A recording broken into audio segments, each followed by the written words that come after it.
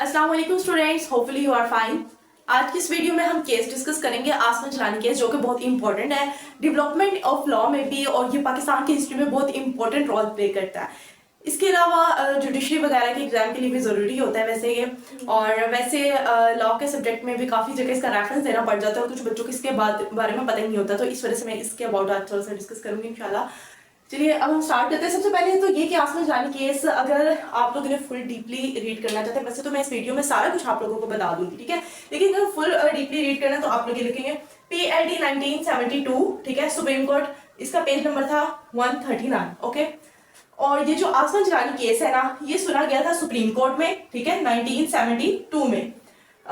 ये देखिए 1972 में, और ये वाले केस में ना चैलेंज किया गया था। किसको चैलेंज किया गया था? मतलब एक ना डिटेंशन हुई थी मलिक जिलानी की एंड अल्ताफ गौहर की, ठीक है, ये दो बंदों की डिटेंशन हुई थी। कैसे हुई थी, क्यों हुई थी, इसके पीछे फैक्ट्स क्या है, इसके रीजंस क्या है, क्या वजूहात बनी थी, और मार्शल लॉ भी इस वक्त लगा था, क्यों लगा था, कैसे लगा था, इसमें सुप्रीम कोर्ट की जजमेंट क्या हुई थी, हम इस सब के अबाउट पढ़ेंगे इस वीडियो में, ठीक है।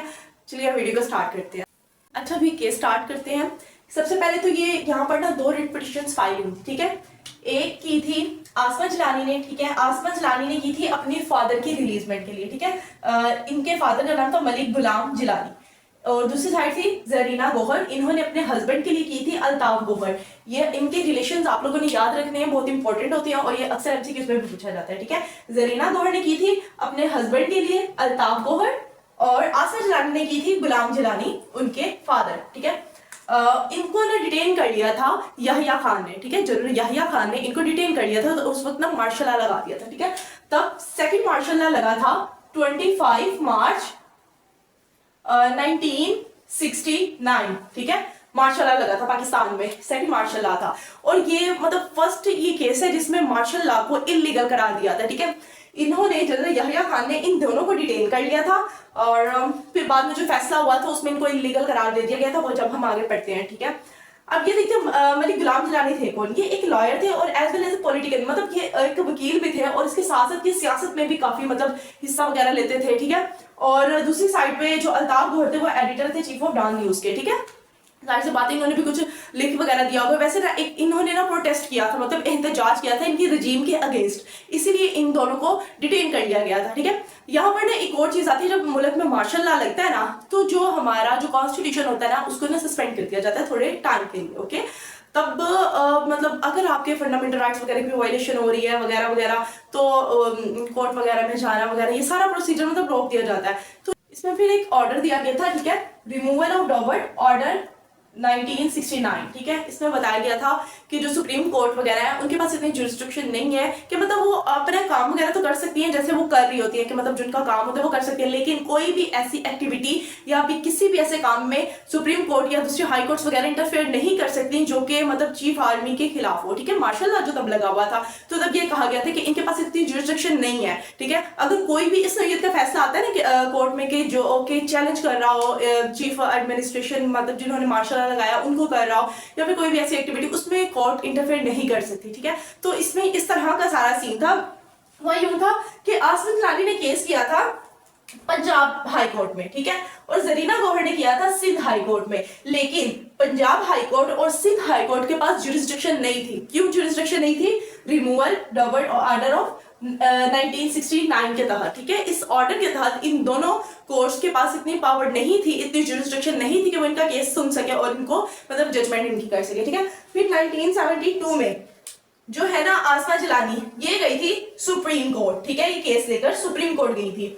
अच्छा, जो ऐसे मतलब लोग होते हैं ना मार्शल लॉ वगैरह के तहत, या फिर जैसे कि मैंने आप लोगों को बताया कि इन्होंने प्रोटेस्ट की थी अगेंस्ट रिजीम वगैरह, इनको कहा जाता है पॉलिटिकल प्रिजन्स, ओके। इसमें कोर्ट्स की जो पावर है उसको काफी रिड्यूस कर दिया गया था, कम कर दिया गया था, जैसे कि मैंने बताया इनके पास जुरिस्डिक्शन नहीं थी, ओके।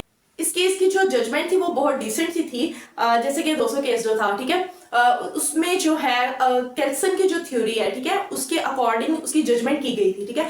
अब जो हम लोगों ने बेसिकली स्टूडेंट से पढ़ी होती है पार्ट 1 में कैल्सन थ्योरी पे और थ्योरी ऑफ लॉ, ठीक है, उसकी सिर्फ एक थ्योरी नहीं थी, ठीक है, वो वाली थ्योरी की बेस के ऊपर ये जजमेंट नहीं थी की गई, ये दूसरी थ्योरी कैल्सन की ही थ्योरी है उसके ऊपर की गई थी, ठीक है, उसकी जजमेंट की गई थी, जिसमें जो मार्शल लॉ लगा था 1958 का, जो कि अयूब खान ने लगाया था, उसको लीगल करा दिया था। था, ठीक है।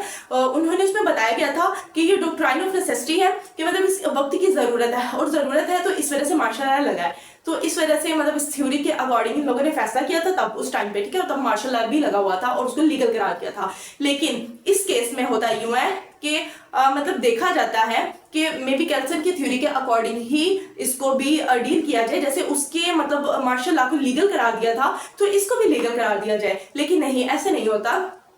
ये जो जजमेंट होती है कोर्ट वगैरह सारी देखती है, और बल्कि जो कैल्सन की थ्योरी है उसको भी ये लोग रिजेक्ट कर देते हैं, और जो उस वक्त का मार्शल है उसको भी रिजेक्ट कर देते हैं, इलीगल करार दे देते हैं, ठीक है। उन्होंने थ्योरी को रिजेक्ट कर दिया, और जाहिर सी बात है जब थ्योरी को रिजेक्ट कर दिया तो फिर प्रेसिडेंट भी इन्होंने वो वाला रिजेक्ट कर दिया था सुप्रीम कोर्ट ने, ओके। और फिर इसकी जजमेंट तब नहीं हुई। और एक और बात जो कि जहन में रखने वाली है कि 1972 में मार्शल लॉ खत्म हो चुका था, ठीक है।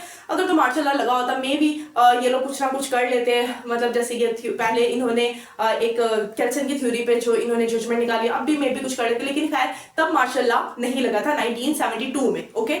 और जब इलीगल करार दे दिया गया था मार्शल लॉ को, तो तब यहिया खान की जो कि एडमिनिस्ट्रेशन ऑफ चीफ ये मार्शल लॉ के थे, ठीक है, इनकी जितनी भी एक्टिविटीज थी, इनके जितने भी काम थे, उन सबको इलीगल करार दिया था, क्योंकि जाहिर सी बात है जब मार्शल लॉ इलीगल करार दिया क्योंकि उनकी हर एक्टिविटी इलीगल है। इस वजह से जो सुप्रीम कोर्ट है उसने भी यही जजमेंट दी थी कि जो है आसमा जिलानी के जो फादर है मलिक गुलाम जिलानी और जरीना गोहर के जो हस्बैंड है अल्ताफ गोहर, इन दोनों को मतलब रिहाई दी जाए, ठीक है, रिलीज कर दिया जाए। इसमें एक और बात बताएगी कि सुप्रीम कोर्ट ने बताया कि कोई भी कोर्ट बाउंड नहीं है कि वो किसी भी थ्योरी वगैरह के अकॉर्डिंग कोई भी फैसला करे। इन्होंने बताया मतलब एक जुडिशरी को जो है उसकी पावर वगैरह के अबाउट बताया कि वो पावर रखती है कि कोई भी फैसला किसी भी नौयत का हो तो वो उसके फैक्ट्स वगैरह देखकर जैसे उसकी जजमेंट है वैसे कर सकती है वो, ठीक है। ये कोई बाउंड नहीं है कि किसी भी थ्योरी वगैरह के अगेंस्ट किया जाए। सो ये वाला आज केस था जो कि बहुत इंपॉर्टेंट केस है पाकिस्तान की हिस्ट्री में। होप सो आप सबको समझ आ गई होगी।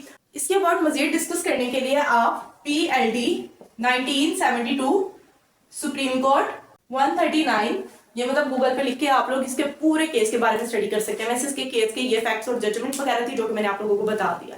अगेन कि ये बहुत इंपॉर्टेंट केस है और ये पाकिस्तान की हिस्ट्री में बहुत अहम रोल प्ले करता है। इसके अलावा जुडिशरी वगैरह के एग्जाम के लिए भी आपके लिए इंपॉर्टेंट है, लॉ गेट के लिए इंपॉर्टेंट है। पार्ट 1 में भी इसके काफी रेफरेंस है, मतलब काफी ज्यादा सब्जेक्ट में कितने टॉपिक्स वगैरह जिसमें इसका रेफरेंस दिया जाता है। इसके अलावा जो है पाकिस्तान कॉन्स्टिट्यूशन उस सब्जेक्ट में बाकायदा इसके ऊपर क्वेश्चन भी आता है पेपर में, ओके। तो होप सो आप सबको समझ आ गई होगी। बाकी अल्लाह हाफिज, टेक केयर, दुआ में याद रखिएगा।